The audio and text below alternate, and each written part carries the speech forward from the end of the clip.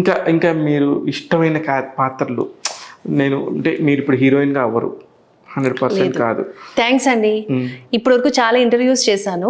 ప్రతి ఒక్కరు బిస్కెట్లు వేశారు. ఏమని తెలుసా, మీకు హీరోయిన్ గా ఆపర్చునిటీ వస్తే ఏ హీరోతో చేస్తారు, మీకు ఈ హీరోతో ఏం మాట్లాడతారండి, నేను హీరోయిన్ ఏంటండి అని చెప్పేసి. కొంచెం రియాలిటీకి దగ్గరగా ఉండాలి కదండి.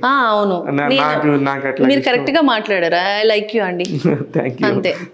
అంటే రాదు, ఇప్పుడు దానికి తగ్గట్టుగా ఏ క్యారెక్టర్స్ చేస్తే బాగుంటుంది, పలానా దానిలో ఈ క్యారెక్టర్ నాకు వస్తే బాగుంటుంది, నేను ఇలా చేయగలను, ఇలా బాగుంటుంది అనే ఒక ఫీల్ ఎలా ఉంటుంది? నాకు ఎక్కువగా వరలక్ష్మి శరత్ కుమార్ గారు ఉన్నారు. సూపర్, మంచి మంచి చాయిస్.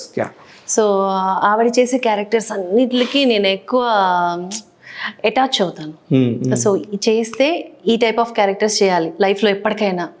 అంటే ఇప్పుడు మనకి అంత ఇప్పుడే వచ్చాం, సో అంత మంచి క్యారెక్టర్స్ అన్ని ఉందండి. ఇక్కడ ఎప్పుడు వచ్చామన్నది కాదు, బుల్లెట్ దిగిందా లేదన్నది ఇంపార్టెంట్.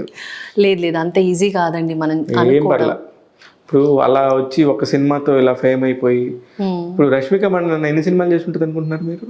ఓకే, 10 సినిమాలు చేసిందా? నేషనల్ లెవెల్లో క్రష్. ఓకే, నేషనల్ లెవెల్లో క్రష్. క్యారెక్టర్స్కి అమ్మాయి ఎన్నుకునే క్యారెక్టర్స్కి, అమ్మాయి పడే కష్టానికి. ఎందుకంటే నేను ఇందులోనే బతుకుతున్నాను, ఇక్కడే ఉన్నాను, ఇండస్ట్రీని చూస్తా పెరుగుతున్నాండి. వాళ్ళందరూ ఎంత కష్టపడితే ఈ రోజు నీ స్థాయికి వచ్చారో నాకు తెలుసు. ఊరికే ఎవరు రాలే. ఇప్పుడు మీకే ఒక చిన్న క్యారెక్టర్ చేసిన మీకే భీమవరం నుంచి హైదరాబాద్ దాకా ఒక స్టోరీ ఉండింది.